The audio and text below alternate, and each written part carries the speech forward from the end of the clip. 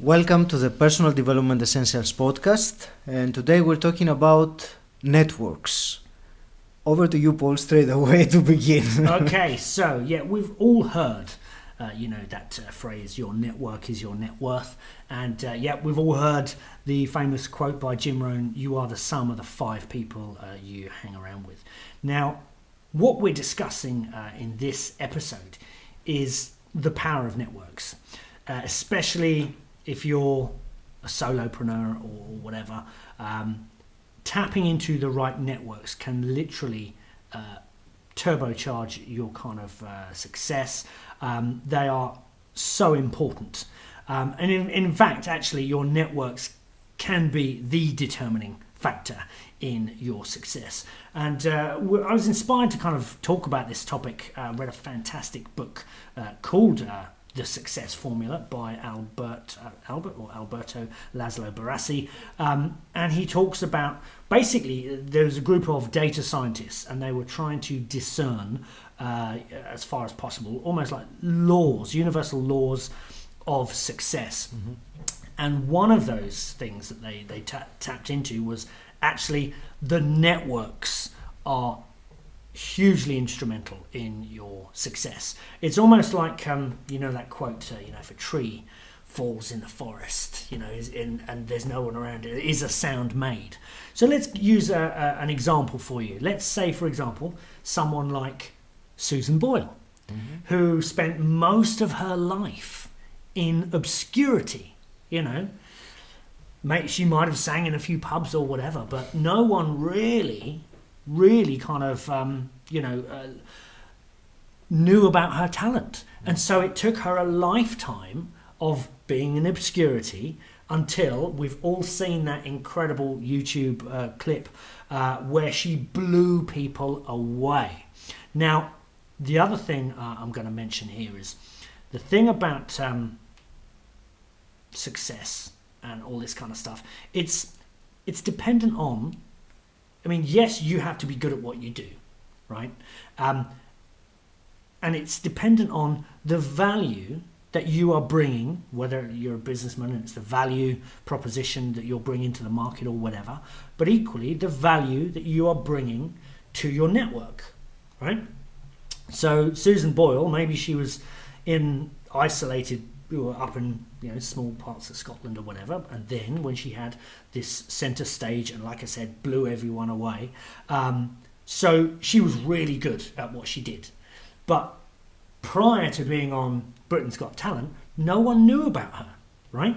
So you could be amazing at what you do. You could be an amazing, writer, photographer or whatever, but if people don't know about it, you're going to be kind of in isolation. So the thing about success here is it's not about you. And that sounds kind of a little bit counterintuitive. But it's about the value that you bring to the network, and in turn, their recognition and appreciation of the value that you bring.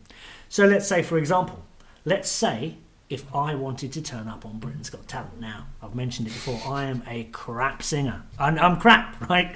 So and this is what I love actually, and I use this example because on Britain's Got Talent, you've got all these deluded people who they have their kind of their dream or whatever, but somewhere along the line, no one's told them that they're crap, right? And actually, I'm going to bring in something. This is Robert, the great author Robert Greene uses this. He calls it the social mirror, right? Now, the social mirror is literally people holding up the social mirror to you and saying, actually, you're crap, or actually, you're good, or whatever. Okay. And so there needs to be a little bit of you putting yourself out there and finding out if you're good at this or if you're good at that. And as you go through life, you'll find out that I'm okay at that or I'm not that good at that. So I learned pretty early on that I was not destined for greatness in terms of singing. I learned that my voice is no good, but I'm good at other things. And I became recognised. So it's good for podcasting. It's good for podcasting. It's good for podcasting. Thank you, Agi. I'm good at some things, right? But so here's the thing. It's almost like And we have spoken a lot about how the transformative effect of us meeting other at the Elite Network and so on, and it had a kind of snowball effect as we grew in terms of our own journeys of personal development, as we became part of other networks and so on. And literally, for me, what I love about the personal kind of development scene and all this kind of stuff is it's a different kind of networking to, we've all been there at, business functions where it's purely people want to ram their business card down your throat, right? And I'm not a fan of that kind of networking. Just put it in the bin. Yeah, exactly. I don't get you. You didn't want to listen to anything I had to say. You just tried to, ram down my throat or whatever. So what I'm saying is actually when you just focus on, what you're good at, and actually this is the entrepreneur Sam Ovens. He's a fantastic guy. He talks about, look, just focus on the main thing. The main thing is the main thing. And the main thing is whatever value proposition, product or whatever that you want to bring to the market. Here's the thing. Whenever I hear people complaining, oh, why am I not more successful? Why am I not more this, blah, blah, blah. I'm like, well, what have you done about it? What have you done about it? What have you brought? What have you created? And it's like, use that, and this is why it's like the network, the human network, the human community, they will be the final arbiters of whatever you bring to the world. And it's the thing. I mean, going back to Stoic thought is, it's like, your job is to just do the work, do whatever is in your control. But then there's a point at which you put something out there, it's beyond your control, right? So it's the reception to whatever you have put out there. And here's the thing, some people don't even put stuff out there because they're too afraid of the feedback. But you have to put yourself out there. And, it's like the tall poppy thing or whatever. Some people are going to hate you. Some people are going to shoot you down. Mm-hmm. But some people are going to like it. Some people are going to appreciate it. But just like that social mirror, what you do is when you continually put your creation, your writing, your blog, whatever, when you continually put it out there, you're going to get feedback. And that feedback, that social mirror, it's like you use that to fine-tune your focus and say, actually, you know what, that book I wrote was pretty crap. So it's like, don't put a crap book out there in the first place, Take on board what some people have got to say and then use it and then kind of come back stronger. So for me, all of this kind of talking about networks is that, on the other, they can be almost like a creative kind of like catalyst. So when you're in the right network, and we've spoken about this, Agi is going to be going to the Tony Robbins event coming up in London soon, and as a crew member. As a crewman, he is crewing. Ladies and gentlemen, Agi is crewing for Tony Robbins. Wow! And dare I say, I can tell you exactly what that's going to be like. It is going to be electric because Tony Robbins knows how to put on a good event. That's going to be a big network. They're expecting between 12 and 14,000 people. Wow. So yeah, it's going to be a massive event. Yes. And here's the thing. It's like I was just going to say, it's almost like when you are, and James Altucher and other writers have called it like finding the right scene, being amongst the right tribe or whatever. And it can, when you're in the right scene with the right tribe, it can be electrifying, it can light you up, it can be a kind of creative catalyst or what have you, and can help you raise your game and all this kind of stuff. So you want to be a good painter, go hang around other painters, that kind of stuff. But it can work in reverse as well. So let's say you're into personal development, but no one at your work is into that kind of stuff and you've got a negative partner at home. Then the adverse effects of being in the wrong environments, so it works in both ways, basically. You mentioned quite a few things which I was taking some notes to give my point of view. You said it's very important to be good at what you do, and absolutely, of course, you have to be as good as you can. However, no matter how good you can be at one or two or some things, you can't be equally good in all things. And that's exactly, as far as I'm concerned, where the power of network comes in. Because you use other people which are your greatest resource, really, if you think about it. So we can be very good at something, but not as good at something else. And if we try to become equally good at the other thing, despite our lack of passion, enthusiasm, then we're probably not going to do a very good job.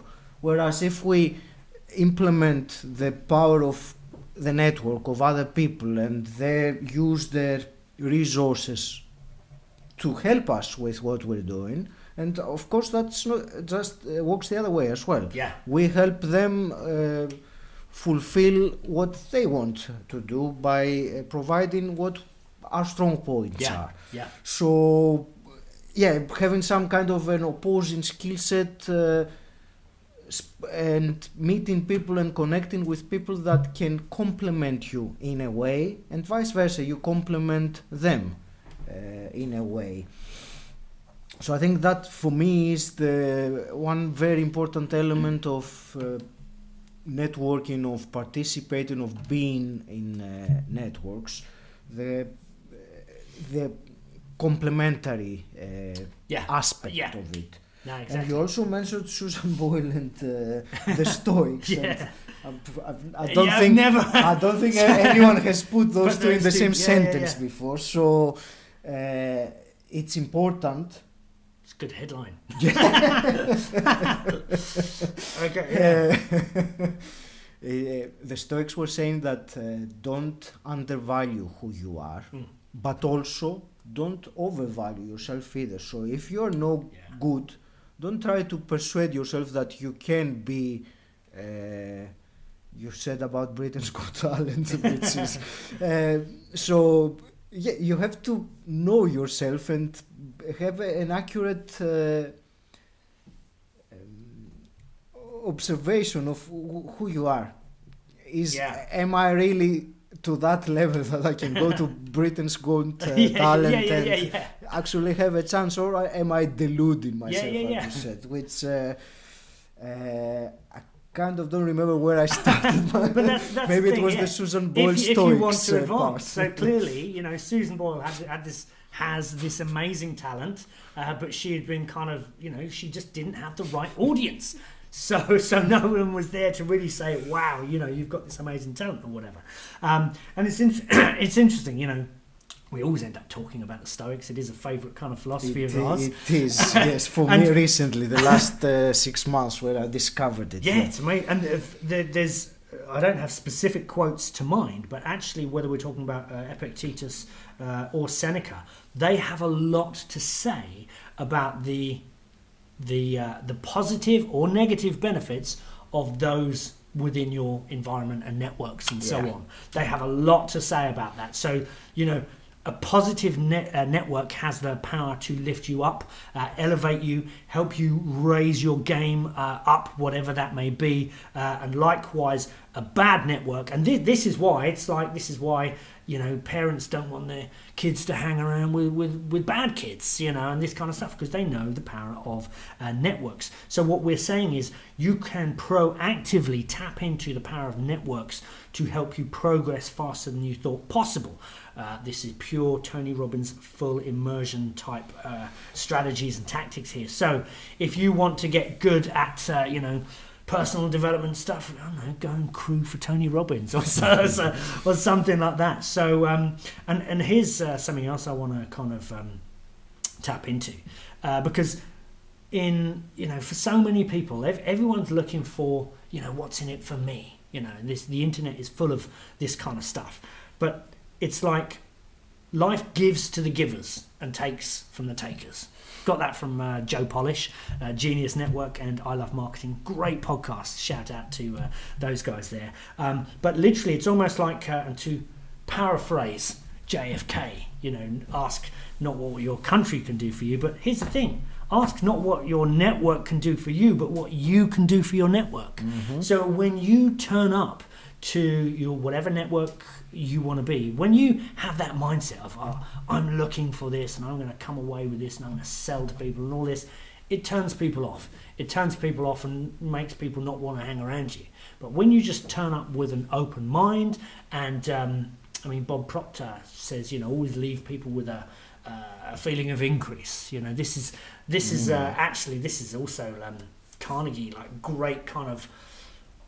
It's almost like what is it he says? You know, he says, imagine everyone has got a sign up above their head saying "Make me feel special" or whatever. Yeah. And it's like, so when you go and I mean, whenever I go networking or whatever, you know, I always think, on the one hand, what can I learn from people, but also what help do they need?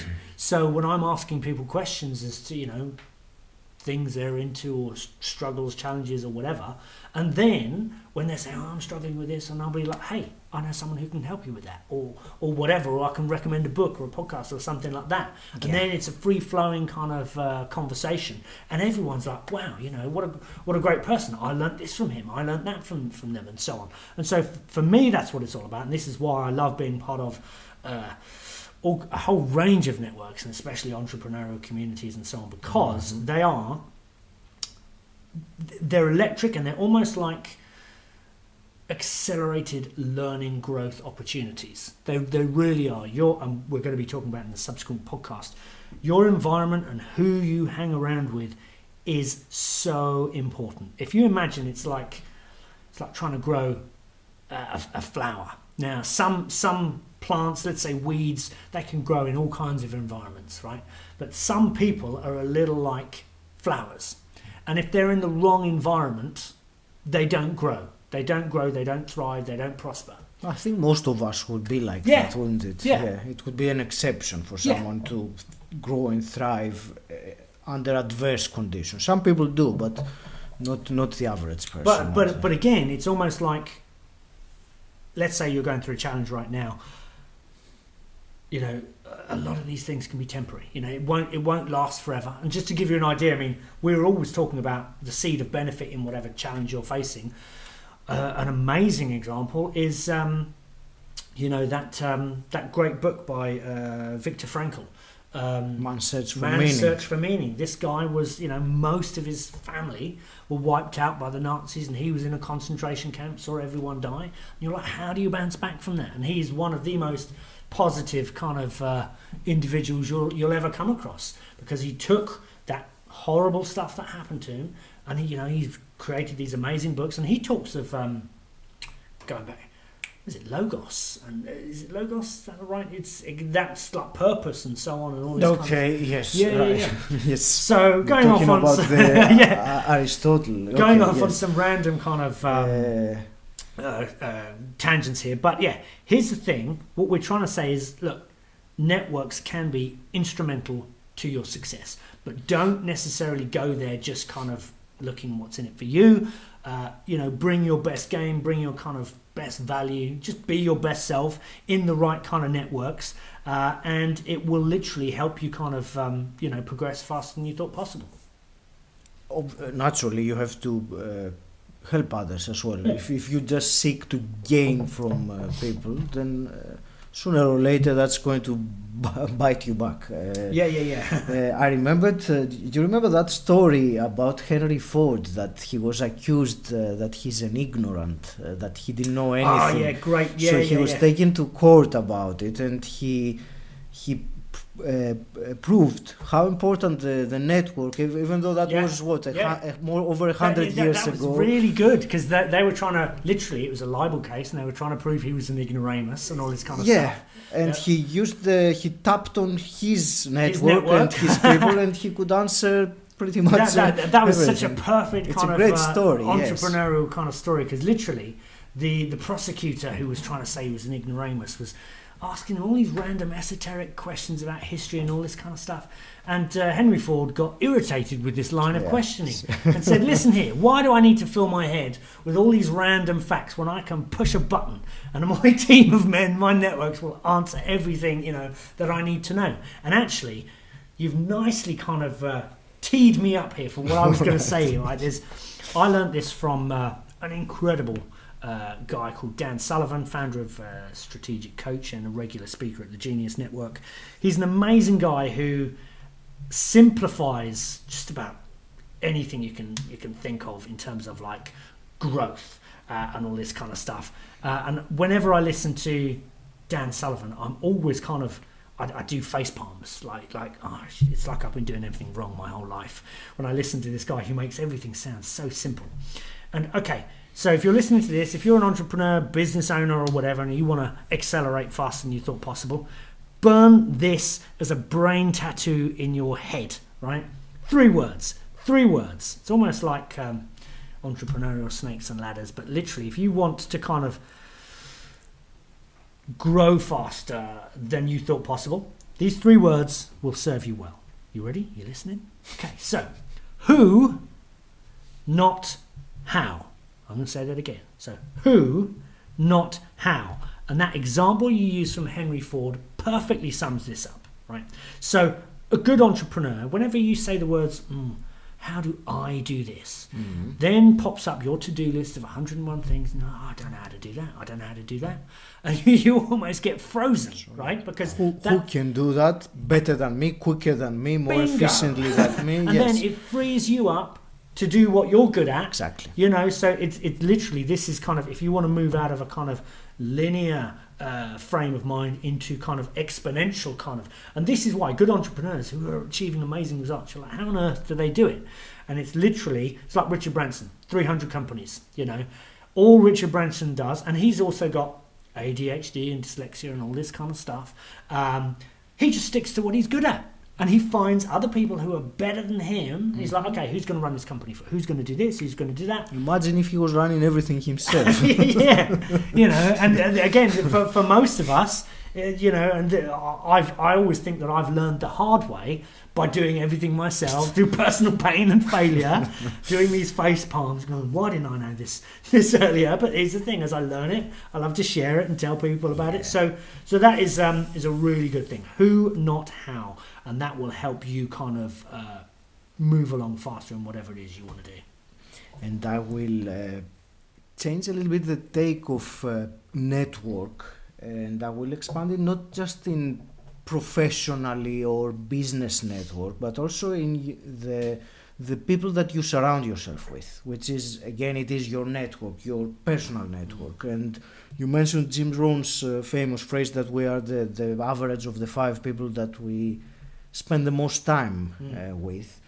So it is very important, extremely important, to be surrounded or to surround ourselves with people that inspire us, that uplift us, that are going to take us higher. Because as easy as it is when you are among people that have a growth mindset and they can pull you upwards, it's equally easy to be around the wrong kind of people that will only pull you downwards. And then you try to get out, like the crabs in the bucket, you try to climb up, and then they will pull you down to their level. So, yeah, if all your friends are smokers, for example, chances are that you will be a smoker as well. It's very difficult to be otherwise. Smokers, because drinkers, whatever habits. Anything, any habit. Yeah, I think there was a study that said they actually proved that if your 3 best friends are obese, you had 57% chance of being obese yourself, something like that. Anything else is irrelevant. Your 3 best friends are obese, so 2 out of 3 chances you will become, and even if you're not. Yeah, in actual fact, you've touched on some really interesting stuff there, because everything you've said there, actually, that example about obesity was actually cited in that book I mentioned at the beginning of the podcast, that success formula, where again it cites your immediate environment as one of the most important determining factors in your success, or otherwise. So like we were saying, networks can be good or bad, but you can consciously steer yourself in the right direction. So that's a really kind of interesting one that you mentioned there. So your environment, and we're going to be doing a separate podcast on this, is so important, because here's the thing: if you're in the wrong environment, if you're with the wrong people, you know, what does that do for you? What does that do for your mindset, for your energy levels, all that kind of? We've all been there, whether it's a negative work situation, personal, you know, other half, whatever. You know, if you're in the wrong environment, it can really kind of drag you down. I want to ask you something. Your take or your thoughts on a phrase that is said about networks. It's not about who you know, but who knows you. What are your thoughts on that phrase? Because I find it fascinating. Yeah, no, that's really good actually, because when you become a person of value or a well-known person or whatever, you become the go-to person. And there's actually a phrase called preferential attachment, which means almost like you're the first person who comes to mind, and occupying their mind space. So what happens is success then becomes a self-fulfilling prophecy. You become the go-to person for that. So whatever you want to be known for, you become known as the go-to guy for that. So actually that's a really interesting one that you mentioned there. And there's a couple of things just to give some people takeaways as well. There's a great podcast by Jordan Harbinger. He's also got some fantastic stuff. You Google Advanced Human Dynamics. But he talks about when it comes to networking, he phrased it like this. It was dig the well before you're thirsty? And it's kind of like, if you go to a network and you're just looking for kind of like value and you're just looking to take from it straight away, it doesn't work like that, and people... But you should have an outcome beforehand, before going to a networking event, to be clear on what you want to achieve. But might be giving value. Lead with value. Yes. And it's almost like when you lead with value and you are known for, let's say, being a great... I don't know, whatever it is, right? You become the known for person for that. So then people will come to you for that. It'll almost be like a magnet. People will be drawn to you. But it's the other thing Jordan Harbinger says in his approach to good networking is, don't keep count. Because we've all had that in when relationships with people are transactional, they can quickly turn sour because you're like, well, I did this for you. I'm subconscious. I'm expecting you to do that back for me. I'm so tempted now to digress completely and talk about Marcus Aurelius and the Stoics. But anyway, carry on. But it's like when you are a giving member of any community and you give selflessly, remember life gives to the givers and takes from the takers, when you just turn up are a very kind of giving, very giving in your spirit and generosity and all this kind of stuff, hey presto, you develop a good reputation and then people are drawn to you, and conversely the opposite is true. So in terms of takeaways, we've dropped all kinds of good stuff in there. So I've mentioned the Jordan Harbinger podcast. You can check that out. I'll put them in the show notes anyway, so people can just click on them. Yeah, and again, definitely recommend the Carnegie.